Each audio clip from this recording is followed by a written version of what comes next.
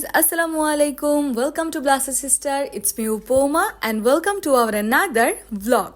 দেখতেই দেখতে ঈদের ছুটি শেষ এবং ঈদকে ঘিরে যে ব্লগগুলো করেছি সেটার প্রথম ব্লগটা নিয়ে আমি এসে পড়েছি।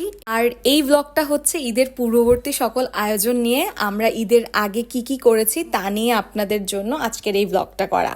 প্রথমেই বলি, আমরা ঈদের 2 দিন আগেই বাড়িতে চলে গিয়েছিলাম এবং প্রথম দিন তো অর্ধেক সময় চলে যায় বাড়ি পরিষ্কার করতে করতে, তারপর থেকে ধীরে ধীরে মজা শুরু হয়। এখানে আমরা আমাদের আশেপাশে যে বাচ্চা কাচ্চা আছে তোমরা দেখতে পাচ্ছ, ওদেরকে দিয়ে আমরা আমাদের সেবা করাচ্ছি। ছোট বাচ্চা যেহেতু ছোট ছোট হাত দিয়ে অনেকক্ষণ ধরে আমাকে এইভাবে সেবা দিছে, সত্যি কথা আমাকেও দিছে আপুকেও দিছে। তো এর মধ্য দিয়ে দেখলাম যে বাইরে খুব আওয়াজ হচ্ছিল, তো তাকিয়ে দেখলাম যে মহিষ আসতেছে। আমার ভাইয়া, তারপর আমার ভাতিজা ভাতিজি, ওরাও মহিষের উপরে বসে খুব নায়ক মার্কে এন্ট্রি মারতেছিল। তো আমরা হচ্ছে গেট খুলে দিলাম, তো ওদের বাড়ির সামনে হচ্ছে মহিষটা নিয়ে যাচ্ছিল আর কি, এবং ওরা খুব মজা পাচ্ছিল। এবং ঈদে কিন্তু বড়দের থেকে বেশি বাচ্চারা অনেক আনন্দ করে এবং এটা দেখতে খুব ভালোই লাগে। আমরাও যখন ছোট ছিলাম আমরাও অনেক আনন্দ করতাম, এখনো করি, কিন্তু সেটার পরিমাণটা একটু কমে গিয়েছে, এটা ভিন্ন কথা।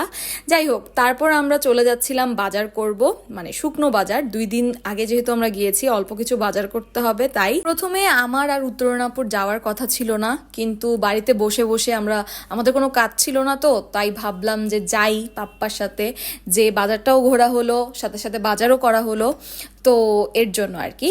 তো আমরা যাওয়ার পথে দেখলাম একের পর এক গরু মহিষ নিয়ে যাচ্ছিল এবং দেখতে খুব ভালো লাগছিল। আর এখানে একদল ছিল যারা কিনা বাজারে নিয়ে যাচ্ছে এই গরুটাকে বিক্রি করবে বলে, আর আরেক দল ছিল যারা কিনা কিনে যাচ্ছে নিজেদের বাড়িতে আর কি। তো উভয়ের মধ্যে হচ্ছে এক্সাইটমেন্ট ছিল। আর সবচেয়ে মজা লাগে যখন আমি জিজ্ঞেস করি যে কত দাম কত দাম কত, এটা প্রশ্ন করতে আমার খুবই ভালো লাগে এবং যখন তারা রেসপন্স করে তখন আরও ভালো লাগে। তারপর আমরা যাচ্ছিলাম হচ্ছে বাজারে, পৌঁছে গিয়েছিলাম এবং সেখানে যে আমাদের যা যা প্রয়োজন ছিল সব কিছুই হচ্ছে টুকটাক করে কিনে ফেলছিলাম। তারপর আসলাম অল্প কিছু সবজি কিনবো বলে, আর সামনে দেখলাম খুব ফ্রেশ কিছু লেবু পাওয়া যাচ্ছিল, দেখেই মন হচ্ছিল যে কিনে ফেলি, তো এই জন্য কিনে ফেলা আর কি। আর খুব ফ্রেশ ছিল তো তাই হচ্ছে লোভ লাগছিল। এরপর দেখলাম পিছনে অনেকগুলো মিষ্টি কুমড়া, একদম এটা হচ্ছে মিষ্টি কুমড়ার আড়ত আর কি। তো তখন বুঝলাম, এবং আসলেও মিষ্টি কুমড়াটা খুব মজার ছিল, তাই আমরা মিষ্টি কুমড়াটাও নিয়ে নিয়েছিলাম। পরে বাজার থেকে বের হয়ে গেলাম, কারণ আর কোনো কিছুই বাকি ছিল না। তো পাশে দেখলাম কসমেটিক্স এবং তোমার জুয়েলারিজের একটা দোকান ছিল, ওখানে যে আমি আর উত্তরণ আপু দেখছিলাম কি কি পাওয়া যায়। আম্মু শুনে বলতেছিল যে তোরা ঢাকা থেকে ওখানে যেও মার্কেটিং করতেছো। আমি বললাম যে হ্যাঁ, তো কি হয়েছে। তো আমরা ওখান থেকে ছোট ছোট 1-2টা কানের দুল কিনেছিলাম আর কি। তো তারপর সামনে তাকিয়ে দেখলাম মহিষ যাচ্ছে, একের পর এক গরু যাচ্ছে, তো খুবই ভালো লাগতেছিল। আমরা এক সাইডে দাঁড়িয়ে দাঁড়িয়ে সব কিছু দেখছিলাম আর কি। তো এখানে এসে পড়লাম একটা ছোট্ট দোকানে, এখানে খুব মজার পেঁয়াজু আলুর চপ পাওয়া যায় এর জন্য। তো এখান থেকে আলুর চপ আর মিক্সার কিনে নিলাম, চিরা দিয়ে যেটা বানানো হয়, খুবই মজার ওটা নিয়ে আমরা বাড়ির উদ্দেশ্যে চলে গেলাম। বাড়িতে গিয়ে দাদুর কাছে গেলাম, দাদু আমাকে চকচকা নোট দিল সালামি হিসেবে। তারপর সাউদা আমার জন্য জুস এনে দিল এবং আমি বলছিলাম যে এটা কার জন্য আনছো, পরেও বলতেছে আমার জন্য। তো পরে দিয়ে গরুর কাছে গেলাম, এটা হচ্ছে আমাদের গরু। তো গরুটা হচ্ছে কিছুটা পাগলা টাইপের ছিল, তো তাও আমি হচ্ছে কাছে গিয়ে ভিডিও করছিলাম, আদর করছিলাম। আর প্রত্যেকবার কিন্তু কোরবানি ঈদের দিন খুব বৃষ্টি পড়ে, একদম আকাশ মেঘলা মেঘলা এরকম থাকে আর কি। তো আমরা ভাবছিলাম এবারও তাই হবে। তারপর আমি আর উত্তরণ আপু মিলে বাচ্চাদের সাথে অনেকক্ষণ দুষ্টামি করলাম।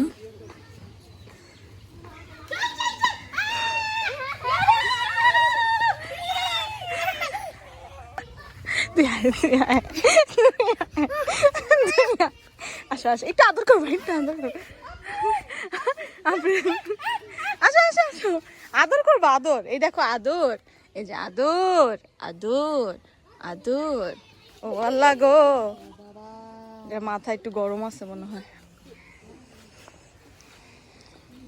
আসো ফাহাদ আসো, আরে ফাহাদ আসো, ওদের নিয়ে এসে নিয়ে এসে ওর উপর উঠে দাও।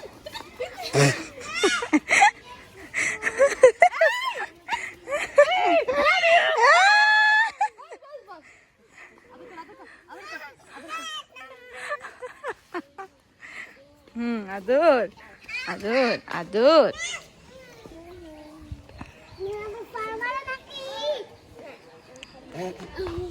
আদর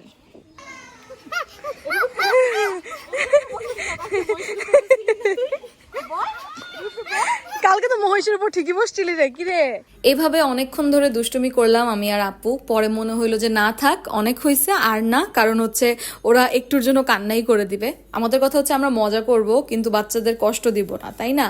তো মজা করার পর দেখছিলাম আমরা বাড়িতে এসে পড়বো, এখন ভিতরে যে শুয়ে থাকবো তার মধ্য দিয়ে দেখলাম যে মুরগি ছিল কতগুলো। এখানে দেখো একটা গোলাপি রঙের মুরগি। ফার্স্টে আই ওয়াজ লাইক যে এখানে গোলাপি রঙের মুরগি কি করতেছে, পরে বুঝলাম কেউ এটার উপর রং দিছে, কারণ গোলাপি রঙের মুরগি তো এক্সিস্ট করে না, তাই না? তো এটার একটু ভিডিও করছিলাম কারণ দূর থেকে খুব সুন্দর লাগতেছিল, বুঝছো? আর এই জন্যই ভিডিওটা করা। তো খুব অনেকক্ষণ ধরে ভিডিও করছিলাম আর মুরগিটা আমার থেকে দৌড়াচ্ছিল, স্বাভাবিক, সে ভাবছে আমি কে। তারপর আমি চলে গেলাম পুকুরে, কারণ আমার ছোট ভাইদের শখ উঠছে যে তারা পুকুরে যে গোসল করবে। যদিও এটা নতুন কোনো ব্যাপার না, এটা পুরাতন খবর, কারণ আপসি আরাফ সব সময় বাড়িতে গেলে পুকুরে গোসল করবে এই ইন্টেনশন নিয়েই যায়। আর রিসেন্টলি ওরা সাঁতার শিখতেছে, তো এর জন্য হচ্ছে ওদের এটাও একটা বড় রিজন পুকুরে যাওয়ার। তো ওরা আপসি বলতে গেলে মোটামুটি ভালোই শিখে গিয়েছে আর আরাফ হচ্ছে শিখছে আর কি।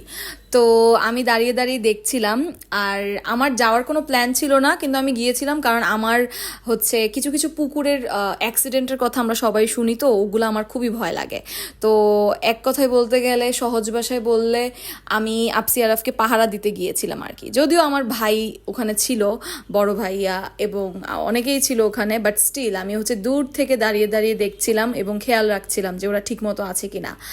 আর মানে এমনটা না যে আমি সাঁতার পারি, বাট স্টিল আমি দাঁড়িয়ে দাঁড়িয়ে দেখছিলাম ওরা সাঁতরাচ্ছিল, ওরা মজা করছিল, আমার দূর থেকে দেখতে খুব ভালো লাগছিল এবং আমি একটু একটু ভিডিও করছিলাম এবং ওদের মজা দেখেও খুব মজা পাচ্ছিলাম। তো এভাবে করতে করতে আমি বললাম অনেকক্ষণ হয়েছে, বলতে গেলে ওরা 1 ঘন্টার বেশি সময় নিয়ে পুকুরে থাকে, হ্যাঁ। তো তারপর ওরা উঠলো অ্যান্ড দেন আমরা বাড়িতে চলে যাচ্ছি। ওদেরকে বলছিলাম যে খুব সাঁতার শেখা হচ্ছে, তো ওরাও বলতেছিল যে হ্যাঁ আমরা তো শিখতেছি, তুমি তো তাও শিখতেছো না। যদিও তাদের কথায় পয়েন্ট আছে, বাট স্টিল। আর পুকুরের পাড়ে এই জায়গাটা যে কি সুন্দর লাগছিল, এবং ক্যামেরায় যতটা সুন্দর লাগছে সামনাসামনি আরও ভালো লাগছিল। আর বাতাস ছিল, খুব শান্তি লাগছিল।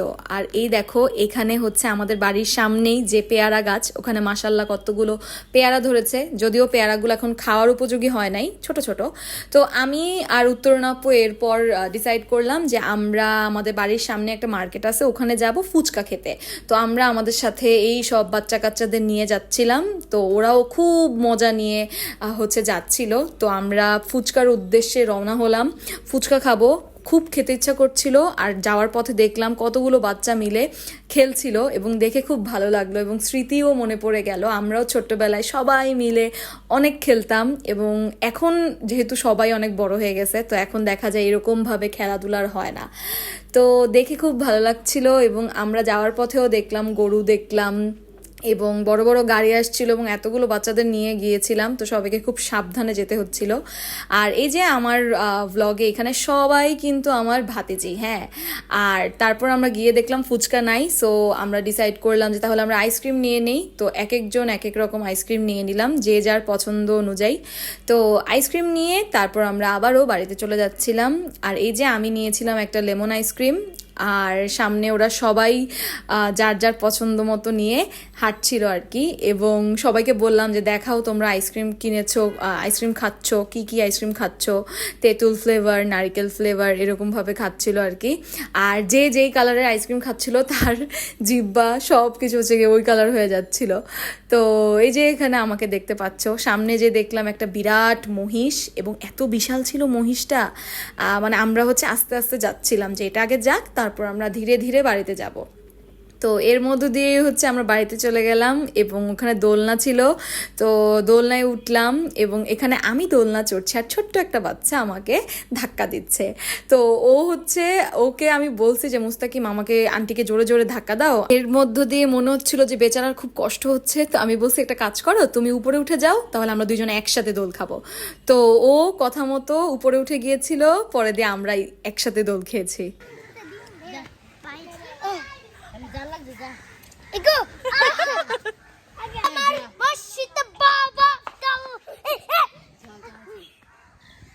বলো বলো, কি গানটা গাও? আমি কিচ্ছু কইতারি না। গানটা গাও যেটা গাইতেছিল, গাও গাও গাও গাও।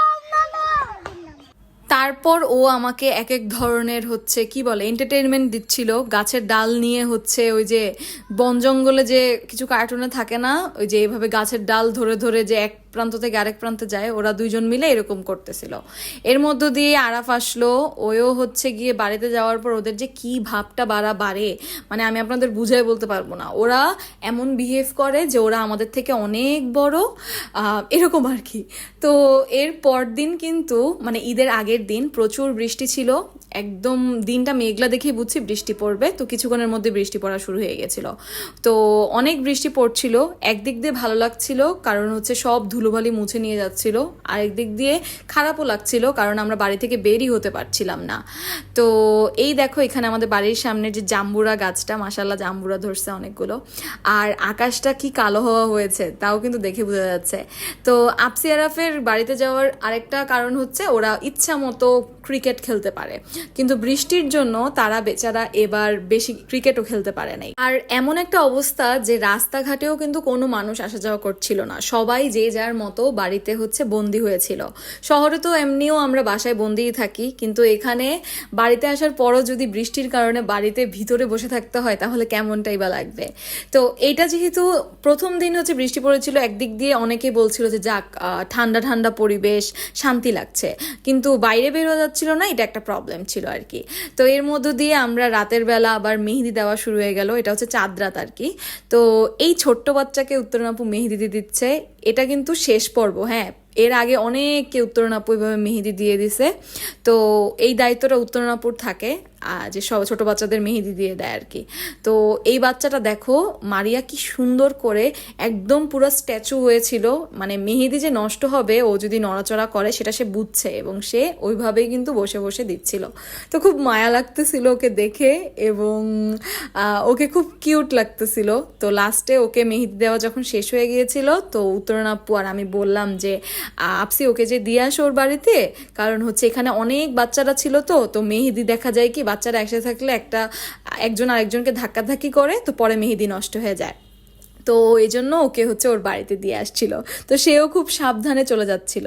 তারপর গেলাম আমি আমার ভাইয়ার বাড়িতে, পরে যেয়ে দেখলাম যে এখানে আফরিন হচ্ছে একটা ছোট্ট মুরগির বাচ্চাকে কোলে নিয়ে রাখছে এবং দেখে মনে হচ্ছিল যে মানে এটা কোনো কিছুই না। হ্যাঁ আরব যেও সাহস করে বলছিল যে আমাকে দাও আমাকে দাও, পরে আরব ভয় পাচ্ছিল। এখানে হচ্ছে কি কিউট করে ও কুলে নিয়ে রাখছে। আচ্ছা একটা কথা বলি, এখানে এই মুরগিটা নিয়ে পরে একটা কাহিনী শুনলাম আর কি। এই মুরগিটা হচ্ছে সাদা রঙের, তোমরা তো দেখতেই পাচ্ছ তাই না? তো এই মুরগিটা ওর মা ওকে পছন্দ করে না। কেন পছন্দ করে না? কারণ মায়ের গায়ের রং হচ্ছে কালো, মানে কালো মুরগি। তো উনার দুইটা বাচ্চা হয়েছিল, একটা সাদা একটা কালো। তো মা মুরগি মনে করে যে এই সাদা মুরগিটা উনার না, মা মুরগিটা হচ্ছে শুধুমাত্র কালো মুরগিটাকে সাথে রাখে, আর এই সাদা মুরগিটা যখনই উনার কাছে যায় তখন নাকি ঠোকর দেয় এবং উনার সাথে থাকতে দেয় না। তো আমিও ভাবলাম যে এগুলো তো মানুষের মধ্যে দেখি, এগুলা যদি পশু পাখির মধ্যেও থাকে, মানে অবাক হয়েছিলাম আর কি। পরে এই যে দেখো এটাই হচ্ছে সেই স্বার্থপর মা আর এই হচ্ছে বাচ্চা। তো আমি ভাবিকে বলছি ভাবি মুরগিটাকে ভিতরে দিয়ে দেন দেখি কি করে। তো আমি অনেকক্ষণ ধরে তাকিয়ে দেখছিলাম আর ভাবছিলাম যে দেখি দেখি কি করে, মানে কিভাবে সরিয়ে দেয়। তো আমার কথা মতো ভাবি যেহেতু মুরগিটাকে ভিতরে দিয়ে দিয়েছিল, তো প্রথমে দেখছিলাম যে কালো মুরগিটা একদম পাশে ছিল মাটার, কিন্তু সাদা মুরগিটা হচ্ছে যাওয়ার চেষ্টা করছিল, কিন্তু মাটা হচ্ছে পাত্তাই দিচ্ছিল না। তো আমারও খুব কষ্ট লাগতেছিল, মানে মনে হচ্ছিল যে কেন, মানে এগুলো কেন হয়। তো পরে দিয়ে দেখছিলাম যখন আমি বললাম যে না আমি তো এখানে দেখবো, মানে আমি কিছুক্ষণ ওয়েট করে হলেও দেখবো যে এখানে অ্যাকচুয়ালি কি হয়। তো তারপর দেখলাম যে ধীরে ধীরে সে কাছে যাচ্ছিল এবং মাটাও কিন্তু একটা সময় গিয়ে সাদা মুরগিটাকে জড়িয়ে ধরে শুয়েছিল। তো পরে মনে হলো যে বাহ, আমার কারণে উপমার কারণে আজকে একটা মা মুরগির সাথে তার সন্তানের মিল হয়েছে। আচ্ছা লেম জোক, যাই হোক। বাইরে এসে দেখলাম যে আমার ভাবি তারপর কাকি ওরা চালের রুটি বানাচ্ছে। তো উত্তরণ আপু দেখে বলছিল যে দেন আমিও একটু ট্রাই করে দেখি বানাতে পারি কিনা। দেখলাম যে ও খুব মনোযোগ সহকারেই হচ্ছে বানানো শুরু করলো এবং মোটামুটি ভালোই হচ্ছিল, এবং একটা দুইটার পরেই দেখলাম সে খুব সুন্দর করে গোল গোল করে একদম ভালো মতো বানাচ্ছিল। তো ওকে দেখে মনে হইলো যে বাহ খুব ভালো, তাই না?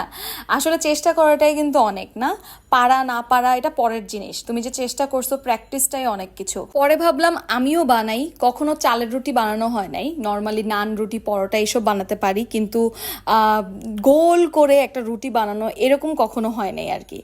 পরে বানানো শুরু করলাম। প্রথম দিকে বিভিন্ন দেশের মানচিত্র হচ্ছিল রুটিগুলা, কিন্তু ধীরে ধীরে খুব ভালো করে আমার মধ্যে ইমপ্রুভমেন্ট আসছিল এবং আমি একদম বৃত্তাকার একটা গোলভাবে একটা রুটি বানিয়েছি এবং এত প্রাউড ফিল হচ্ছিল নিজেকে, মানে আমার মনে হচ্ছিল যে বাহ, আমি অনেক বড় কাজ করে ফেলছি। আপুকে বললাম একটা ছবি তুলতে, এতটাই প্রাউড ফিল হচ্ছিল। আর এই যে এখানে এতগুলা রুটি এভাবে আমরা সবাই মিলে এতক্ষণ ধরে বানাচ্ছিলাম আর কি, অনেকগুলো রুটি বানানো হয়েছিল। তো ধীরে ধীরে মনে হলো যে প্র্যাকটিস করলে সব সম্ভব। তো পরে নিজেদের বাড়িতে যখন আসলাম দেখলাম ওখানেও রুটি বানানো হচ্ছে, তো ওখানেও অনেকগুলো রুটি বানালাম আমি আর আপু মিলে। তো ভালোই লাগছিল, কারণ হচ্ছে একটা নতুন জিনিস শিখলাম। তো পরে এখানে রাত বাজে 3টা নাকি 3:30, তখন আমি মেহেদি দিয়েছিলাম। উপরেরটা তাও ছোট করে দিয়েছি, নিচে হচ্ছে অল্প করেই দিয়েছিলাম কারণ এনার্জি ছিল না আর কি, তাও দিয়েছি। আর এরপর দিন হচ্ছে ঈদ, আর ঈদ ব্লগটা আসছে খুব শীঘ্রই, আপনারা আমাদের সাথে থাকবেন এবং খুব শীঘ্রই আমি ঈদ ব্লগটা দিয়ে দিব। তো সেই পর্যন্ত সবাই ভালো থাকবেন, সুস্থ থাকবেন, আমাদের সাথেই থাকবেন। টাটা, বাই বাই, আল্লাহ হাফেজ।